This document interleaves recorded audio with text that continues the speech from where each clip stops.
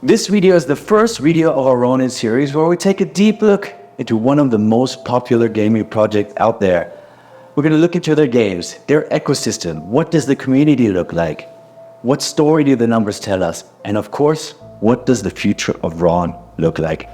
But today, we're going to look into what is Ronin, what is the story behind Ronin, and who are the people behind Ronin. My name is Gab, and welcome to On-Chain Journal.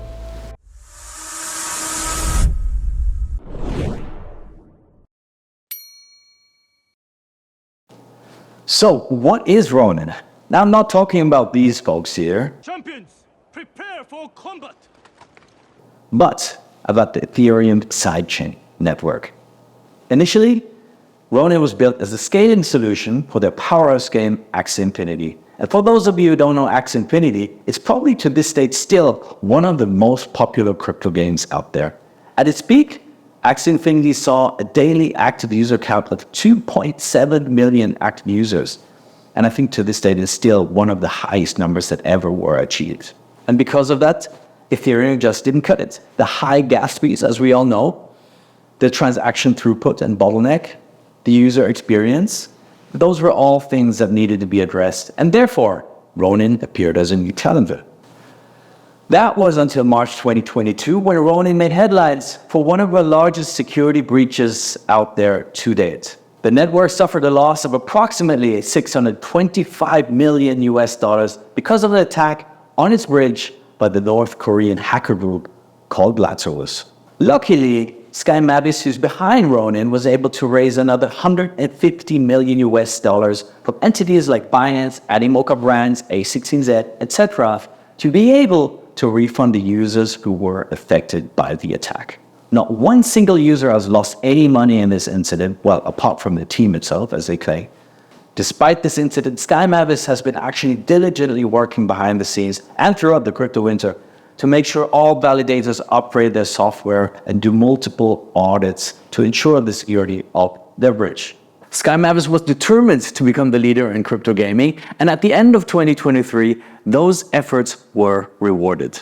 With the overall rising sentiment in the crypto market, also the Ronin token saw its price go all the way up from 50 cents in November 23 to $3.46 in February 24. But then in late February 2024, there was another incident around Ronin and one of its co-founders, Jeffrey Zierlin, where two of his wallets have been compromised, and all Ronin investors and fans were quick to raise their eyebrows, but the team was also quick to ensure that it was only surrounding these two wallets and the network itself was not compromised. This was a quick summary of all the events over the course of the last 3 years around Sky Mavis and Ronin, and what a roller coaster it has been, right? I don't actually think that there are many projects out there that had to go through such an amount of ups and downs, and with this gravity especially. And I certainly don't think that there are many projects out there that would survive what they had to go through. So big props to Sky Mavis here for all the perseverance and grit that they have shown throughout this phase. But there's also more out there than just price action, hacks, and events to determine if we should put our money into this project. So let's take a deeper look into some other areas to help us gain a better understanding. So let's start with the team first, and we want to take a closer look at the team because it's oftentimes one of those things that is commonly overlooked, and on the other side is probably one of the most important topics to look at when thinking of, is this project worth our money? So for me, the team has a high ranking because I've worked in a unicorn tech startup before. In fact, like I've been at this startup from day one all the way to its unicorn status. So I've seen all the different stages of the company. And I know how hard it is to build a successful company. And I know how hard it is to build a team that is functioning, that is not dysfunctional. So for me, that is why this is one of the most important topics, if not for me personally, at least the most important topic. In fact, when angel investors decide on which startups to invest in, they often look at the team first. That's at least something that you hear very often.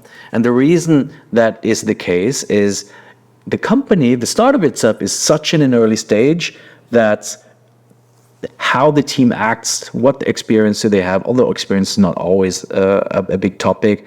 Do they have the grit, the perseverance, the conviction to pull this off? Do they have the humility to pull this off? So oftentimes the team comes before the market opportunity and the product in the decision making to make investments. And that's how you should look at it as well. Now, I understand many of those things we won't be able to identify. In the end, we don't know these people really, but what we can do is we can look at what is out there, look at LinkedIn, YouTube, Discord, Telegram, the community engagement, different articles, etc., and gather as many signals as possible to build a picture and an opinion on the team, the people, etc., to be able to reduce our risks in the end of the day. So, who is the team who had to go through all of this roller coaster that we talked about earlier? And I want to show you LinkedIn because we want to evaluate their experience. Do the leaders have the experience to pull it off? What is their background, etc.? Just build an impression, get a signal here. And I picked 5 different leaders and co-founders, and I'll introduce you to them. So for one, we have Trung Nguyen, the CEO at Axie Infinity. Alexander Larsen, who is the COO, and you might know him from different YouTube videos and interviews, etc. Tu Duan, art director at Axie Infinity. Andy Ho, CTO at Axie Infinity. And Jeffrey Zierlin, the co-founder and growth lead at Sky. Mavis, you might know him also as well from Twitter, and some videos of him are out there as well. But if we look at their experience, I would say not too impressive. So they don't have necessarily a strong background. And I've looked at like thousands and thousands of profiles for my previous job, for interviews, etc., to get a quick, basically, insight into what their experience is. And we see here, Trung Nguyen is probably the most experienced. So we have here 3 stops. The first one actually being a co-founder of a company and leading it as a CTO, which is definitely a +1 for leadership and experience for Trung Nguyen, before he went as a software engineer to Anduin Transactions and before starting Axie Infinity. Then we have Alexander Larsen, who prior to Sky Mavis has a bunch of things, but nothing really mentionable, I would say. Then we have Tu Duan, who has 1 stop as head of design, Andy Ho, who was a full stack engineer prior to Sky Mavis, and before that also just a bunch of internships. And we have Jeffrey Zierlin, who has, before Sky Mavis, nothing listed, so might not be relevant after all. So from that side, I don't think that would give me a strong impression of this team necessarily. But there are other things that I want to bring to your attention. So if we go back to Trung Nguyen, so his stops are at Lotzi and Anduin Transactions. And basically, 2 other people have worked at these companies before. So Tu Duan worked as head of design at Lotzi, and Andy Ho worked as a full stack engineer at Anduin Transactions. And that tells me that he's worked with them before, he trusts their experience, and he's brought them along on the journey of Axie Infinity and Sky Mavis. Now that's one point. The other point that I want to bring to your attention is how long they've been working together. They've all been around for 6 years at this company. 6 years and 4 months, 6 years and 1 month, 6 years and 4 months, 5 years and 10 months, and 6 years and 2 months. And let me tell you this, that is super impressive, because 6 years is a very long time, and it's even longer if you consider they've started a business together. But not only that, they've started a business in the crypto space together, which we all know is incredibly volatile, not only from a market perspective, but every day there are new companies being created, and every day there are companies that are dying out there. In fact, there's always this common saying that 9 out of 10 startups fail, and I found this article from last year where they actually highlight this, so almost 90% of startups fail. But here, they mention cryptocurrency startups, they have the highest failure rate with 95%, together with the healthcare, which is even higher, digital healthcare startups. So building a successful company, being in a company for 6 years, certainly is a strong, strong point for them. And it shows me a few things, right? So first of all, they have a high level of trust between each other. They know each other very well. They know how to work with each other. They can complement each other and in many different forms. And they're incredibly loyal to the success of the company and to the company and the community itself. So I think that speaks a lot for the team. On a different dimension, we want to zoom out a bit. And one thing that I like to look at as well is, like, for instance, the company size. This is especially more relevant for the early stages of a company. So, for instance, when you have like micro caps or really early projects and you have like only 2 or 3 people, you have a huge single point of failure. When one person leaves, maybe the company is dead, right? But not the case here. We have a company that is 6 years old, as mentioned, but we can still take a look and get an impression, like, how big is the team? So we have here 174 people working here. We have 50 people in engineering. I'm from the engineering space, so this is something that I'd like to see. And I'd say it's a decent size engineering team, for instance. For comparison, Immutable X has like around 310 people. I don't know the size from the engineering team, but from the looks of it, like, they have a more senior engineering team, or simply maybe a different kind of setup, because you can see that they have like staff engineers among their ranks, which here you don't necessarily see that much. You have like senior many software engineers by themselves, but it doesn't have to mean a lot, right? For comparison to other companies, AVAX or Avalanche, they have like 146 people. Merit Circle, better known for Beam, they have around 40 people. And of course, you have to consider that like different kind of setups, like SkyMaps has to build also Axie Infinity, right? So not necessarily the same, so you cannot compare here at all, but like you can see, okay, are there actually real people working here? Looking beyond LinkedIn, we can look at other things to determine who they are and whatsoever. We can look at their LinkedIn, their Discord, their Telegram. We can look at some interviews and YouTube videos to get a better picture of the people behind the team. And so that's exactly what I did there. In fact, there are actually a couple of good videos on the Paul Barron Network with Alexander Larson, where he talks about future catalysts, but also about the historic events that happened as well. And there's also a very recent video with Jeffrey Zierlin where he speaks about the growth of Ronin, the recent growth of Ronin, as well as the hack that happened to himself. To be honest, I would have loved to see a bit more from him go into this topic. I understand that it's a very uncomfortable topic, but a little bit more reflection would have been nice.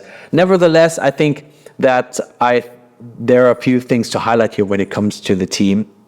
So first of all, community first. In everything that they do, from the exploit that happened a while back and refunding the users to all the communication messages that are out there, they clearly show a community-first approach, especially when it comes down to the selection of their games as well. Speaking of that, they're very selective and protective when it comes down to the Ronin blockchain. And I think that is generally very positive because they're very careful on how the blockchain, the Ronin blockchain, will grow.